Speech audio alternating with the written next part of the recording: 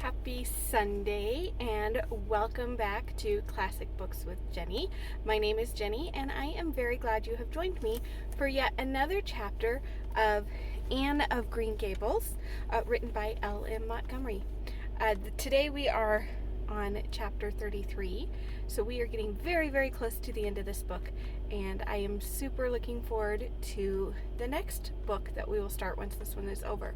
I do want to apologize. I did not get a video up yesterday. I honestly did not get the opportunity to film one yesterday. Saturday just ended up being a really busy day and I just couldn't quite fit it in, and I suppose I could have done it last night. I've done a couple of nighttime videos if you've been watching for a while, but I was just kind of pooped after my day, so I decided we would skip just one day. But I know there's some of you that still have to catch up anyway, so we're okay on that. But thank you very much for being patient with me. But I had promised to do these daily videos, and sometimes I break my promise, and I do apologize for that. I try really hard not to. But we will go ahead and proceed today with chapter 33, The Hotel Concert. "Put on your white organdy by all means, Anne," advised Diana decidedly. They were together in the East Gable chamber. Outside it was only twilight, a lovely yellowish-green twilight with a clear blue cloudless sky. A big round moon, slowly deepening from her pallid luster into burnished silver, hung over the haunted wood. The air was full of sweet summer sounds, sleepy birds twittering, freakish breezes, faraway voices, and laughter. But in Anne's room the blind was drawn and the lamp lighted, for an important toilette was being made. The East Gable was a very different place from what it had been on that night 4 years before, when Anne had felt its bareness penetrate to the marrow of her spirit with its inhospitable chill. Changes had crept in, Marilla conniving at them resignedly, until it was as sweet and dainty a nest as a young girl could desire. The velvet carpet with pink roses and the pink silk curtains of Anne's early visions had certainly never materialized, but her dreams had kept pace with her growth, and it is not probable she lamented them. The floor was covered with a pretty matting, and the curtains that softened the high window and fluttered in the vagrant breezes were of pale green art muslin. The walls, hung not with gold and silver brocade tapestry, but with a dainty apple blossom paper, were adorned with a few good pictures given Anne by Mrs. Allen.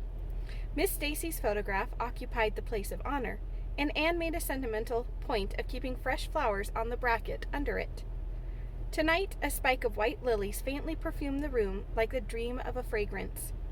There was no mahogany furniture, but there was a white painted bookcase filled with books, a cushioned wicker rocker, a toilet table befrilled with white muslin, a quaint gilt-frame mirror with chubby pink cupids and purple grapes painted over its arched top that used to hang in the spare room, and a low white bed. Anne was dressing for a concert at the White Sands Hotel. The guests had got it up in aid of the Charlottetown Hospital, and had hunted out all the available amateur talent in the surrounding districts to help it along. Bertha Sampson and Pearl Clay of the White Sands Baptist Choir had been asked to sing a duet. Milton Clark of Newbridge was to give a violin solo. Winnie Adela Blair of Carmody was to sing a Scotch ballad, and Laura Spencer of Spencerville and Anne Shirley of Avonlea were to recite. As Anne would have said at one time, it was an epic in her life, and she was deliciously athrill with the excitement of it. Matthew was in the seventh heaven of gratified pride over the honor conferred on his Anne, and Marilla was not far behind, although she would have died rather than admit it. And she said she didn't think it was very proper for a lot of young folks to be gadding over to the hotel without any responsible person with them. Anne and Diana were to drive over with Jane Andrews and her brother Billy in their double-seated buggy, and several other Avonlea girls and boys were going too. There was a party of visitors expected from town, and after the concert was a supper to be given to the performers. "Do you really think the organdy will be best?" queried Anne anxiously. "I don't think it's as pretty as my blue-flowered muslin, and it certainly isn't so fashionable." "But it suits you ever so much better," said Diana. "It's so soft and frilly and clinging. The muslin is stiff and makes you look too dressed up, but the organdy seems as if it grew on you." Anne sighed and yielded. Diana was beginning to have a reputation for notable taste in dressing, and her advice on such subjects was much sought after. She was looking very pretty herself on this particular night, in a dress of the lovely wild rose pink from which Anne was forever debarred. But she was not to take any part in the concert, so her appearance was of minor importance. All her pains were bestowed upon Anne, who, she vowed, must, for the credit of Avonlea, be dressed and combed and adorned to the Queen's taste. Pull out that frill a little more, so. Here, let me tie your sash. Now for your slippers.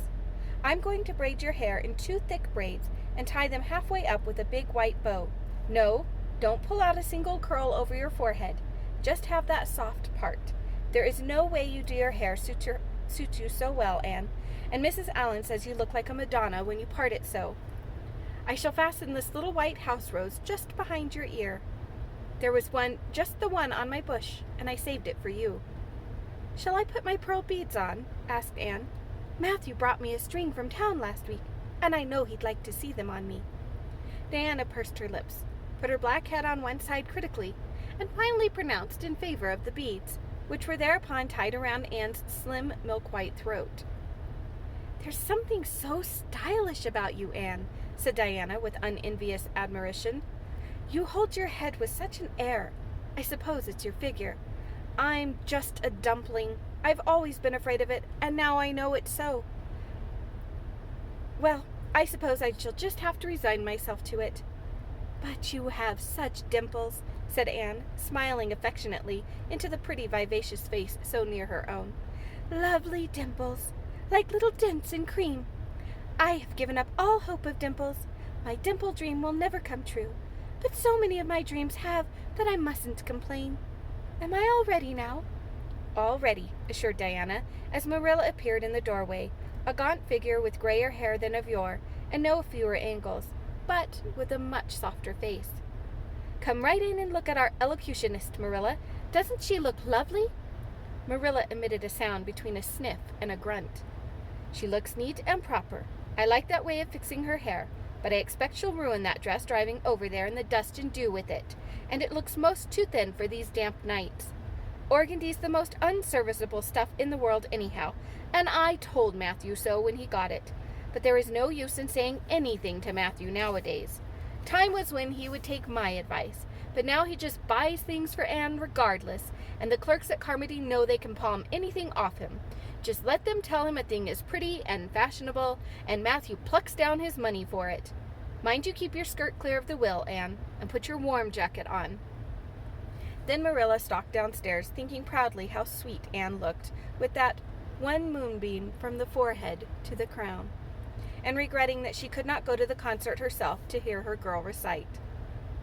I wonder if it is too damp for my dress, said Anne anxiously. Not a bit of it, said Diana, pulling up the window blind. It's a perfect night, and there won't be any dew. Look at the moonlight.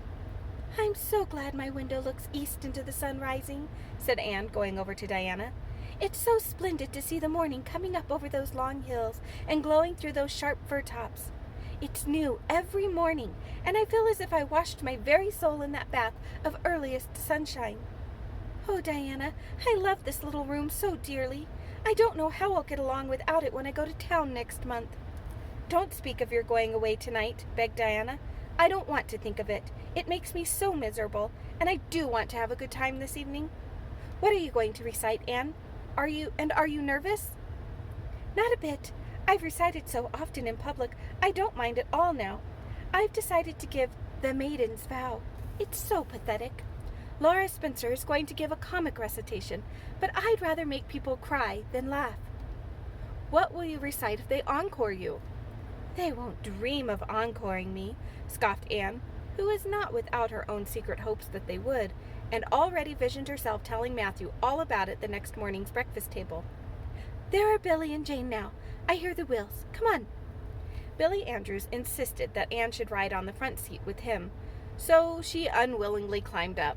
She would have much preferred to sit in back with the girls, where she could have laughed and chattered to her heart's content. There was not much of either laughter or chatter in Billy.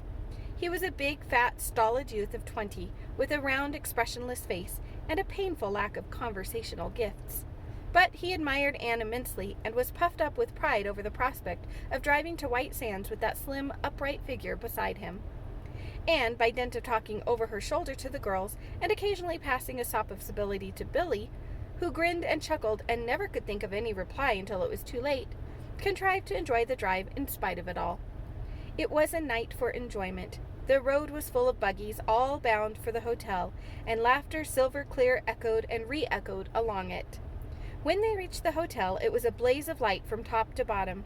They were met by the ladies of the concert committee, one of whom took Anne off to the performers' dressing room, which was filled with the members of a Charlottetown symphony club, among whom Anne felt suddenly shy and frightened and countrified. Her dress, which in the East Gable had seemed so dainty and pretty, now seemed simple and plain. Too simple and plain, she thought, among all the silks and laces that glistened and rustled around her. What were her pearl beads compared to the diamonds of the big handsome lady near her? And how poor her one wee white rose must look beside all the hothouse flowers the others wore. Anne laid her hat and jacket away and shrank miserably into a corner. She wished herself back in the white room at Green Gables. It was still worse on the platform of the big concert hall of the hotel, where she presently found herself. The electric lights dazzled her eyes. The perfume and hum bewildered her. She wished she were sitting down in the audience with Diana and Jane, who seemed to be having a splendid time away at the back. She was wedged in between a stout lady in pink silk and a tall, scornful-looking girl in a white lace dress.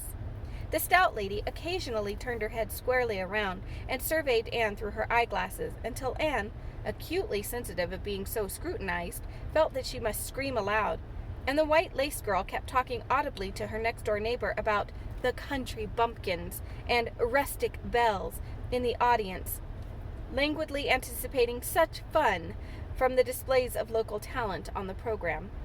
Anne believed that she would hate that white lace girl to the end of life. Unfortunately for Anne, a professional elocutionist was staying at the hotel and had consented to recite. She was a lithe, dark-eyed woman in a wonderful gown of shimmering gray stuff like woven moonbeams, with gems on her neck and in her dark hair. She had a marvelously flexible voice and a wonderful power of expression. The audience went wild over her selection. Anne, forgetting all about herself and her troubles for the time, listened with rapt and shining eyes. But when the recitation ended, she suddenly put her hands up over her face. She could never get up and recite after that. Never! Had she ever thought she could recite? Oh, if she were only back at Green Gables! At this unpropitious moment, her name was called. Somehow Anne, who did not notice the rather guilty little start of surprise the white lace girl gave, and would not have understood the subtle compliment implied therein if she had, got onto her feet, and moved dizzily out to the front of the audience. She was so pale that Diana and Jane, down in the audience, clasped each other's hands in nervous sympathy. Anne was the victim of an overwhelming attack of stage fright. Often, as she had recited in public, she had never before faced such an audience as this, and the sight of it paralyzed her energies completely. Everything was so strange, so brilliant, so bewildering. The rows of ladies in evening dress, the critical faces, the whole atmosphere of wealth and culture about her. Very different this from the plain benches at the debating club, filled with the homely, sympathetic faces of friends and neighbors. These people, she thought, would be merciless critics. Perhaps, like the white lace girl, they anticipated amusement from her rustic efforts. She felt hopelessly, helplessly ashamed and miserable. Her knees trembled, her heart fluttered, a horrible faintness came over her. Not a word could she utter, and the next moment she would have fled from the platform despite the humiliation which she felt, but must ever after be her portion if she did so. But suddenly, as her dilated, frightened eyes gazed out over the audience, she saw Gilbert Blythe away at the back of the room, bending forward with a smile on his face. A smile which seemed to Anne at once triumphant and taunting. In reality, it was nothing of the kind. Gilbert was merely smiling with appreciation of the whole affair in general, and of the effect produced by Anne's slender white form and spiritual face against a background of palms in particular. Josie Pye, whom he had driven over, sat beside him, and her face certainly was both triumphant and taunting. But Anne did not see Josie, and would not have cared if she had. She drew a long breath and flung her head up proudly, courage and determination tingling over her like an electric shock. She would not fail before Gilbert Blythe. He should never, ever be able to laugh at her. Never, never. Her fright and nervousness vanished, and she began her recitation, her clear, sweet voice reaching to the farthest corner of the room without a tremor or a break. Self-possession was fully restored to her, and in the reaction from the horrible moment of powerlessness, she recited as she had never done before. When she finished, there were bursts of honest applause. Anne, stepping back to her seat, blushing with shyness and delight, found her hand vigorously clasped and shaken by the stout lady in pink silk. "My dear, you did simply splendidly," she puffed. "I've been crying like a baby. Actually, I have. They're encoring you. They're bound to have you back." "Oh, I can't go," said Anne confusedly. "But yet, I must, or Matthew will be disappointed. He said they would encore me." "Then don't disappoint Matthew," said the pink lady, laughing. Smiling, blushing, limpid-eyed, Anne tripped back and gave a quaint, funny little selection that captivated her audience still further. The rest of the evening was quite a little triumph for her. When the concert was over, the stout pink lady, who was the wife of an American millionaire, took her under her wing and introduced her to everybody, and everybody was very nice to her. The professional elocutionist, Mrs. Evans, came and chatted with her, telling her that she had a charming voice and interpreted her selections beautifully. Even the white-lace girl paid her a languid little compliment. They had supper in the big, beautifully decorated dining room. Diana and Jane were invited to partake of this also, since they had come with Anne, but Billy was nowhere to be found, having decamped in mortal fear of some such invitation. He was in waiting for them with the team, however, when it was all over, and the three girls came merrily out into the calm, white moonshine radiance. Anne breathed deeply and looked into the clear sky beyond the dark boughs of the firs. Oh, it was good to be out again in the purity and silence of the night. How great and still and wonderful everything was, with the murmur of the sea sounding through it, and the darkling cliffs beyond like grim giants guarding enchanted coasts. "Hasn't it been a perfectly splendid time?" sighed Jane as they drove away. "I just wish I was a rich American and could spend my summer at a hotel and wear jewels and low-necked dresses and have ice cream and chicken salad every blessed day. I'm sure it would be ever so much more fun than teaching school. And your recitation was simply great, although I thought at first you were never going to begin. I think it was better than Mrs. Evans." "Oh, no, don't say that, Jane," said Anne quickly, "because it sounds silly. It couldn't be better than Mrs. Evans, you know, for she is a professional, and I'm only a schoolgirl with a little knack of reciting. I'm quite satisfied if the people just liked mine pretty well." "I've a compliment for you, Anne," said Diana. "At least, I think it must be a compliment because of the tone he said it in. Part of it was, anyhow. There was an American sitting behind Jane and me. Such a romantic-looking man, with coal-black hair and eyes. Josie Pye says he's a distinguished artist, and that her mother's cousin in Boston is married to a man that used to go to school with him. Well, we heard him say, didn't we, Jane, 'Who is that girl on the platform with that splendid Titian hair? She has a face I should like to paint.' There now, Anne. But what does Titian-haired mean?" "Being interpreted, it means plain red, I guess," laughed Anne. "Titian was a very famous artist who liked to paint red-haired women." "Did you see all the diamonds those ladies wore?" sighed Jane. "They were simply dazzling. Wouldn't you just love to be rich, girls?" "We are rich," said Anne staunchly. "Why, we have 16 years to our credit, and we're happy as queens, and we've all got imaginations, more or less. Look at that sea, girls, all silver and shadow and vision of things not seen. We couldn't enjoy its loveliness any more if we had millions of dollars and ropes of diamonds. You wouldn't change into any of those women if you could. Would you want to be that white-lace girl and wear a sour look all your life, as if you'd been born turning up your nose at the world? Or the pink lady, kind and nice as she was, she is so stout and short that she'd really no figure at all. Or even Mrs. Evans with that sad, sad look in her eyes. She must have been dreadfully unhappy sometime to have such a look. You know you wouldn't, Jane Andrews." "I don't know exactly," said Aunt Jane, unconvinced. I think diamonds would comfort a person for a good deal. Well, I don't want to be anyone but myself, even if I go uncomforted by diamonds all my life, declared Anne. I'm quite content to be Anne of Green Gables, with my string of pearl beads. I know Matthew gave me as much love with them as ever went with Madame the Pink Lady's jewels. Thank you so much for joining me again today. I hope we learned a good lesson. This is a great lesson in this particular chapter. One, it talks about stage fright and just how scary that can be. I have felt it myself. I have been an actress and I have been on stage, and there have been times right before I go on that I'm terrified. And actually I had one time when I was a little kid that I had to go up and do some speaking, and it almost didn't happen. I started crying, but I eventually got my act together, got up there and did what I had to do, and it all worked out. But it can be really scary to get up in front of a group of people, especially people you don't know. But Anne fortunately had the courage to do it, and apparently they loved her. And then, of course, at the end of the chapter, she says the best things in life are the simple things, and she loves being herself and is not concerned about becoming super rich or having a lot of fancy things, but having the place that she loves best, which is Green Gables, and the people that she loves best with it. So thank you once again. If you haven't already, hit that subscribe bell so that you'll know every time I upload a video.